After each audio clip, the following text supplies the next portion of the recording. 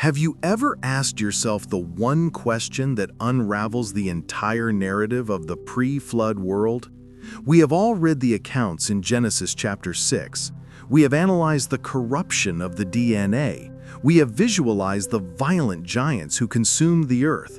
But have you ever noticed the glaring biological anomaly in this story? How does a race conquer the ancient world if it consists entirely of men?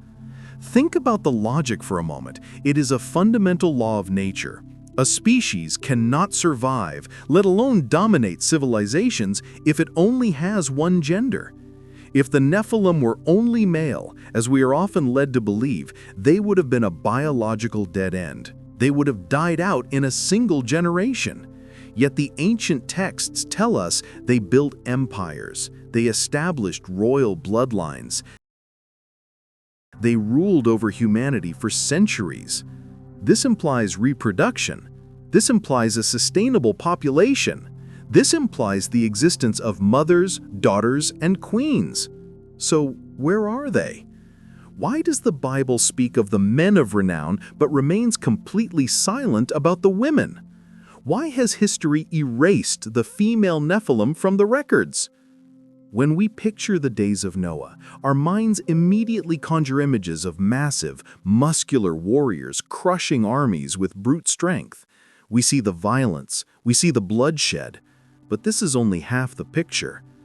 If you look at the forbidden archaeology found in the caves of Qumran, specifically the fragments known as the Book of Giants, the silence begins to break. We begin to see that the offspring of the Watchers were not just male. History has tried to bury them, but their footprints are everywhere in ancient mythology. The Greeks whispered about Medusa, a being of terrifying beauty who could turn men to stone. The Sumerians worshipped Ishtar, the goddess of war and sexual desire.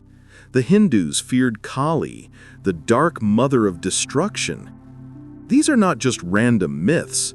These are the distorted memories of a very real, very dangerous historical reality.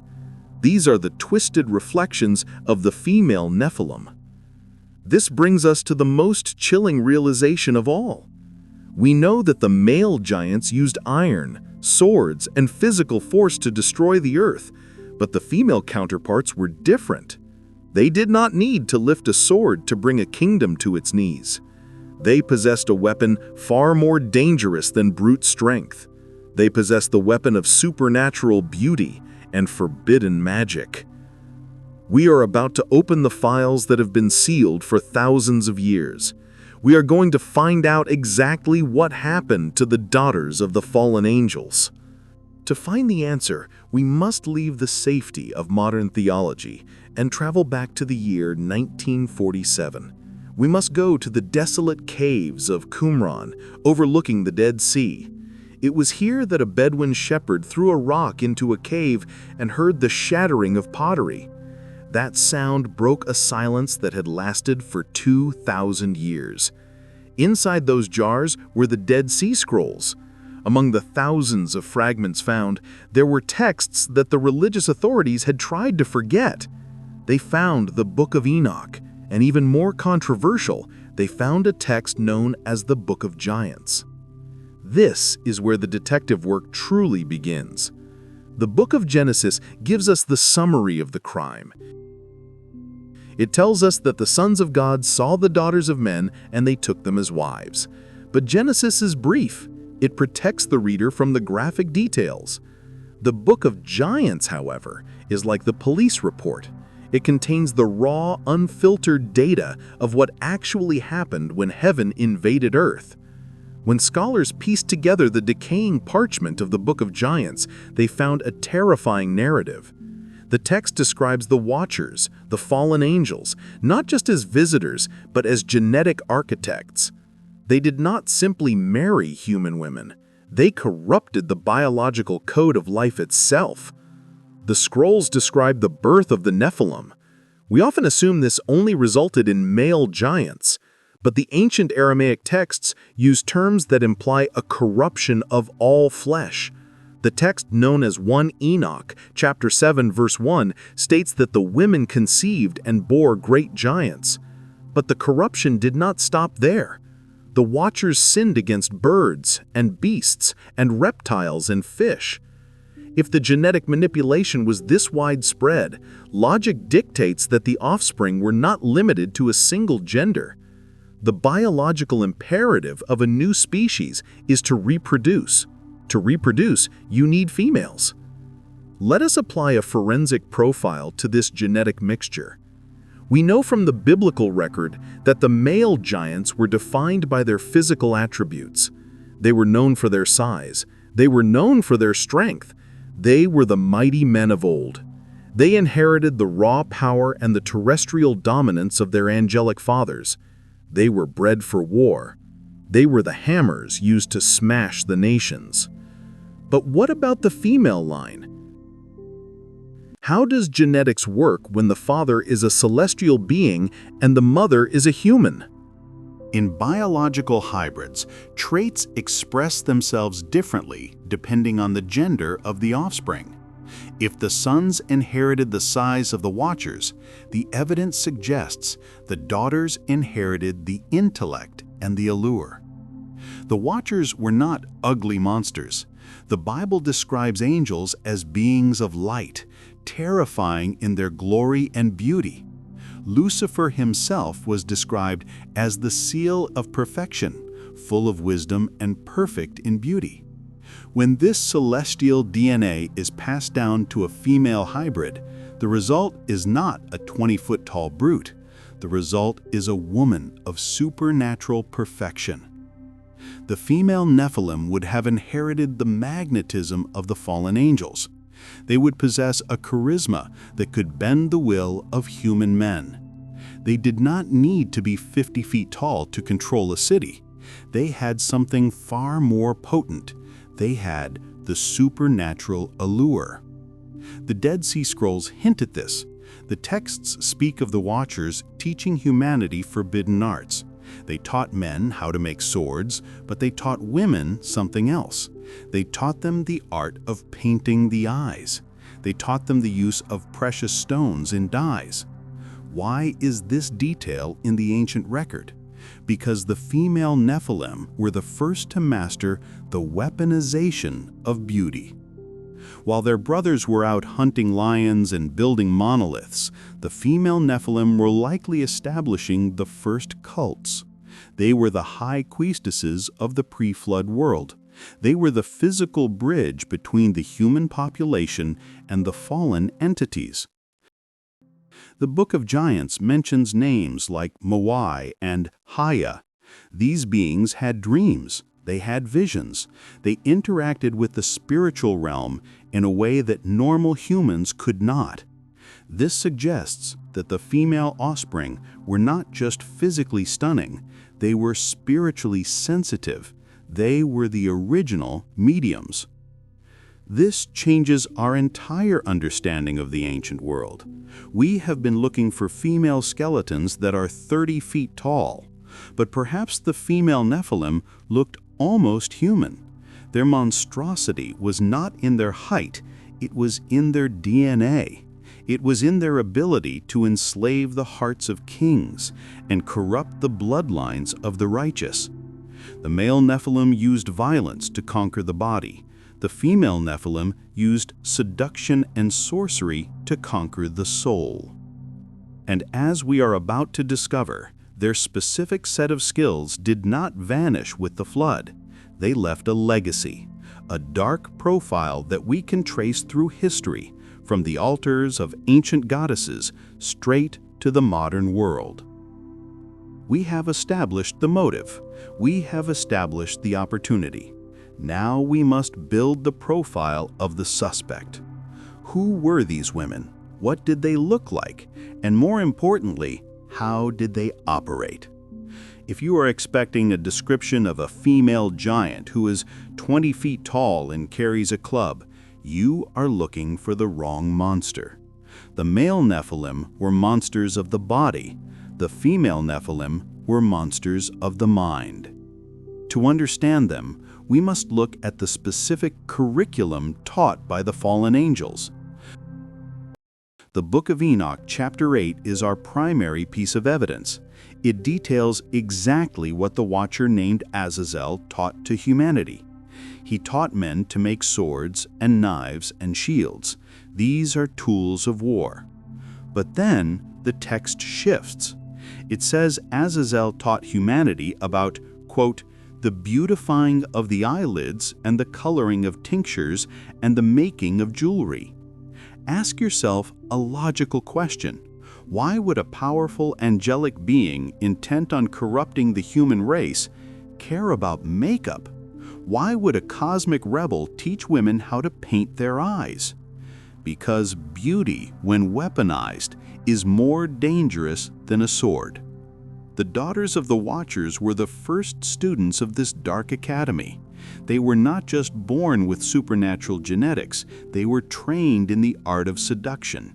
They were the first beings to use their appearance to manipulate the psychology of men.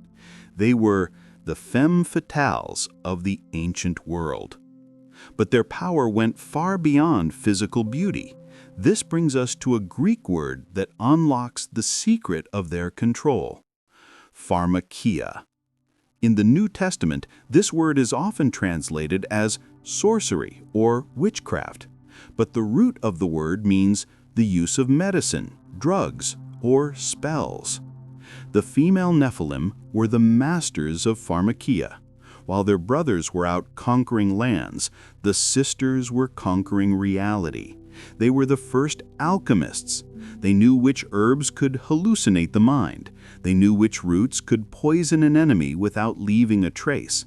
They knew how to mix potions that would make a human king fall into a trance of obedience. This is not fantasy.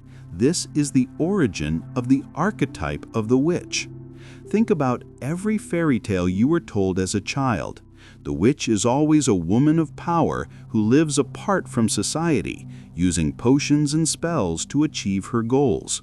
Where did this universal fear come from? It came from the collective trauma of the human race dealing with the female Nephilim. We can see their fingerprints all over ancient mythology. Historians tell us these are just stories, but as detectives, we know that myths are often history that has been distorted by time. Consider the Greek legend of the sirens. These were female creatures with voices so beautiful, so hypnotic, that sailors would willingly crash their ships into the rocks just to get closer to them. This is a perfect metaphor for the female Nephilim. They did not kill you with their hands, they made you kill yourself because you were so addicted to their presence. Consider the story of Medusa. In the later myths, she is a monster with snakes for hair. But in the older traditions, Medusa was a woman of such terrifying beauty that to look at her was to be paralyzed. The stoning of her victims might not have been literal stone. It could be a description of the paralyzing fear and awe that humans felt in the presence of a hybrid being. Look at the Sumerian goddess Inanna, later known as Ishtar. She was the goddess of love, but also the goddess of war. She was beautiful, but she was cruel. She took many lovers, and she destroyed every single one of them. This is not the behavior of a divine being. This is the behavior of a narcissistic predator. This is the psychological profile of a Nephilim queen. So we have a clear division of labor in the antediluvian world. The male Nephilim were the generals. They were the kings. They enforced the rule of the fallen angels through terror and bloodshed. The female Nephilim were the priestesses. They were the oracles. They were the intermediaries between the human population and the dark spiritual realm. Imagine a civilization where the rulers are 10-foot-tall warriors, but they all bow down to a caste of stunningly beautiful sorceresses. These women controlled the religion. They controlled the culture. They controlled the flow of information. They established the rituals. When the Watchers demanded blood sacrifice, it was likely the female Nephilim who prepared the altar. When the people needed guidance, they did not pray to God. They went to the holy women who could speak to the spirits. They were the original mediums. Because they carried the DNA of the Watchers, they had a natural frequency, a direct line of communication with the fallen realm. They could hear voices that humans could not hear. They could see dimensions that humans could not see. They used the spiritual connection to enslave the human race. They didn't just enslave bodies, they enslaved souls. They created a system of dependence. If you wanted healing, you went to them. If you wanted power, you bargained with them.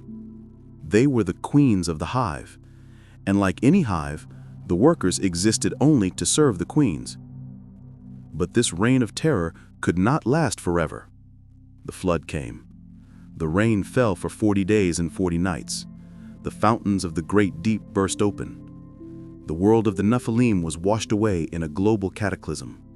The massive cities were pulverized into sand.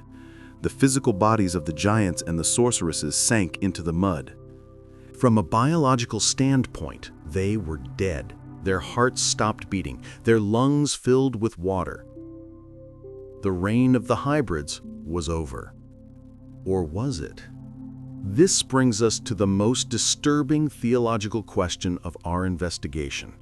When a human being dies, the Bible tells us their spirit returns to God who gave it, or it goes to a place of waiting for judgment. When a fallen angel is judged, they are cast into the abyss, into Tartarus, bound in chains of darkness. But the Nephilim present a legal loophole in the spiritual laws of the universe. They were neither fully human nor fully angel. They were an abomination. They were never in the blueprints of creation. Because of this, they had no place to go. Heaven would not accept them. Hell was not yet ready for them. So what happened to them? The book of Enoch, chapter 15, gives us the terrifying answer. It says, "The giants who were produced from the spirits and flesh shall be called evil spirits upon the earth, and on the earth shall be their dwelling." Do not miss the significance of this. The great flood destroyed the hardware, but it did not delete the software. It killed the body, but it released the spirit. The female Nephilim did not just vanish. They became the disembodied spirits that we now call demons. If the male Nephilim spirits became the violent, angry entities that drive men to war and murder, what did the female Nephilim spirits become? They retained their personality, they retained their desires, but they lost the physical vehicle to express them. They became the Succubi. Throughout history, men have reported terrifying encounters in the middle of the night. They wake up unable to move. They feel a heavy weight on their chest. They sense a female presence in the room. A presence that is simultaneously terrifying and strangely seductive. Science calls this sleep paralysis. The ancient world called it the visitation of the night hag. In Jewish folklore and strictly guarded rabbinical texts, there is a name for this entity: Lilith. While some stories claim Lilith was Adam's first wife, a deeper investigation suggests that Lilith is not just one person, but a category of evil spirit. The prophet Isaiah mentions Lilith in chapter 34, describing a creature of the night that seeks a place of rest among the ruins. This fits the profile of the female Nephilim ghost perfectly. She is a wandering spirit. She is homeless. She is desperate to feel the sensations of the flesh again. Since she does not have a body of her own, she must hijack yours. This explains the phenomenon of possession and spiritual oppression. Why do these spirits target human sexuality? Why do they invade dreams?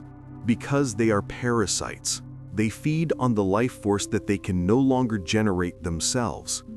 The female Nephilim were addicted to power and pleasure when they were alive.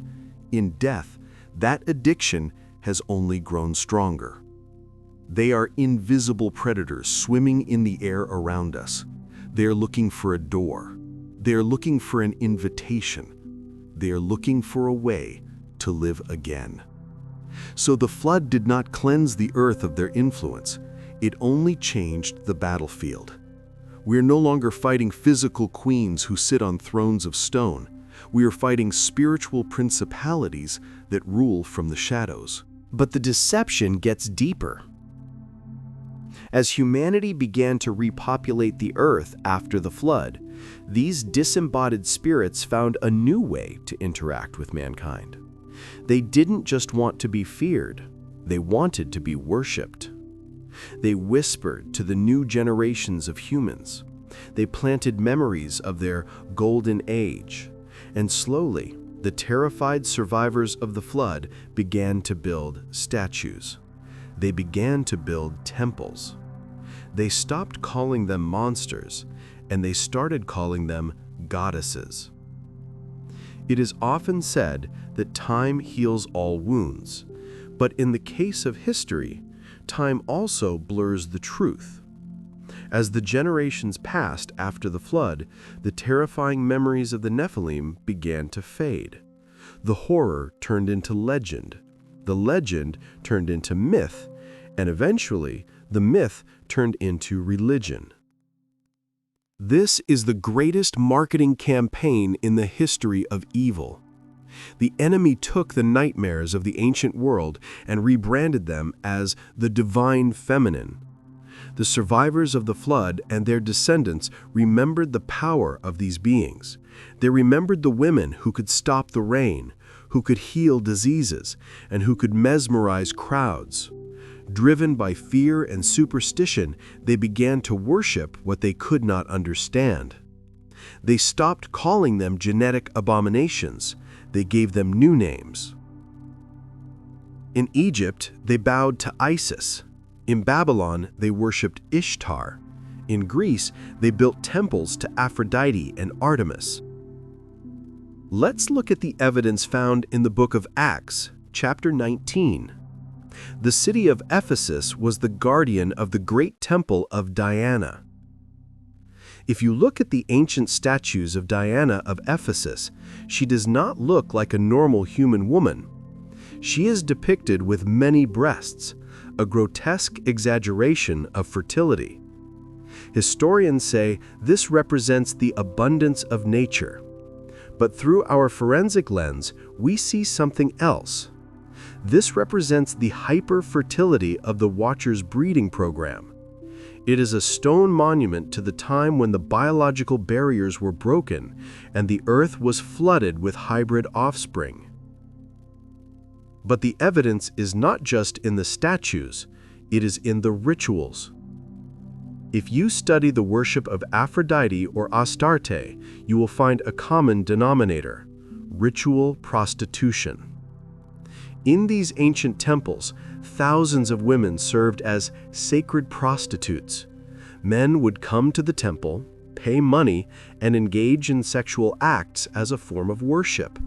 Why? Why was sex the primary vehicle for this religion? Because it is a reenactment. Every time a man entered a temple prostitute, he was unknowingly reenacting the original sin of Genesis 6. He was role-playing the part of the Watcher, and the priestess was role-playing the part of the female Nephilim. It was a ritual designed to keep the portal open. It was a way to legally invite the demonic spirits of the dead Nephilim to participate in the act. It was not love. It was a dark liturgy of flesh. This leads us to the ultimate theological deception, the shift from God the Father to Mother Earth. The Bible is very clear. God reveals himself as a father. This represents authority, structure, and protection. But the fallen realm has always tried to invert this order. Satan knows he cannot be the father, so he offers the world a mother. You see this in the concept of Gaia. You see it in the modern worship of Mother Nature. It sounds innocent, it sounds environmental, but it is a spiritual trap. The Mother Earth that the ancients worshipped was not the planet. It was the collective memory of the Nephilim queens who once ruled the earth. When people worship the goddess, they're not worshiping the soil or the trees. They are bowing down to the spirits of the first sorceresses. They're worshiping the bloodline that tried to destroy humanity. This is why the Bible is so strict about destroying these altars. God wasn't just jealous of stone statues. He was protecting his people from reconnecting with a genetic code that he had already wiped out. But as we look around our world today, it seems we have forgotten the warning. The statues are back. The rituals have returned. They just have a modern coat of paint. We like to believe that we are a modern, scientific society. We think we have outgrown the superstitions of the past. But if you look closely at our culture today, you will realize that the Witch of Endor has not disappeared. She has just gone digital. The spirit of the female Nephilim is staging the greatest comeback in history.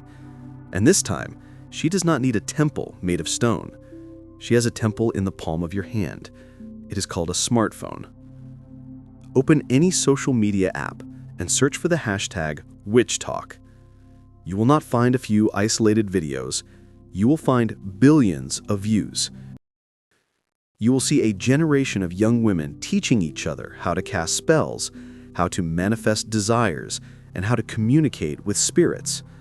They call it self-care. They call it empowerment. But let's call it by its biblical name, Pharmakeia. The explosion of tarot cards, astrology apps, and the obsession with healing crystals is not a fashion trend. It is the direct revival of the forbidden arts taught by the Watchers. When you hold a crystal and ask it for energy, you are not connecting with the universe. You are practicing the exact same sorcery that the daughters of the fallen angels used to control the pre-flood world. It is the rebranding of the occult. Look at our pop culture. Who are the new icons? We are no longer telling stories where the witch is the villain. We are cheering for the Scarlet Witch. We are fascinated by the Dark Phoenix. We are being conditioned to see the dark feminine not as a source of evil, but as a source of ultimate power. The movies tell you that to be strong, you must tap into your chaos. You must unleash your inner goddess. But this is the ultimate trap.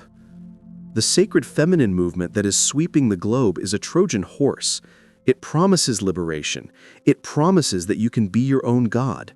But inside that horse involves the spirits of the Nephilim, waiting to colonize your mind. They use beautiful words like intuition, alignment, and vibration. But the entities behind these words are the same disembodied spirits that have been hungry since the days of Noah.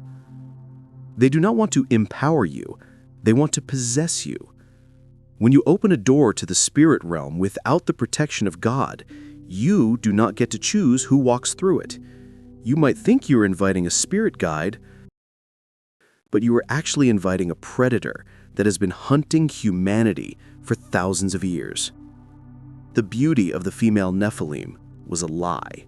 It was a mask to hide the monster underneath. Today, that mask is prettier than ever. It is filtered. It is polished. It is trending. But do not be deceived.